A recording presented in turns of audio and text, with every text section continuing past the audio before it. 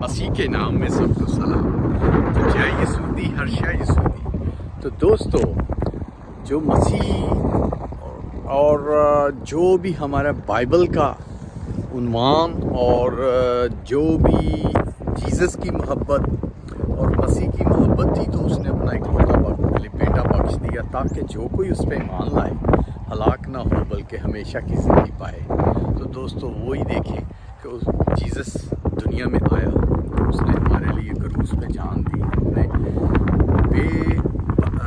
बाप ने बेटे को भेजा ताकि हमारे लिए, ताकि जो दुनिया आदम से लेके अभी तक गुनाह में फैली हुई है, गुनाह में पड़ी हुई है, गुनाह पीढ़ी दर पीढ़ी चलता आ रहा है, तो उस गुनाह को ख़त्म करने के लिए, ताकि मसीह का नाम हमेशा की जिंदगी, मसीह का लहू से जो धुल जाता है, बैप्टिस्ट ले लेता है, बैप्टिस्ट लेने के बाद भी अगर वो वही काम रखता है पुरानी ज़िंदगी के, तो दोस्तों उसके लिए अफसोस है। और जो बैप्टिस्ट लेके मसीह की बरकतों के साथ, ईमान की मजबूती के साथ चलता है, तो वो सब कुछ पाता है।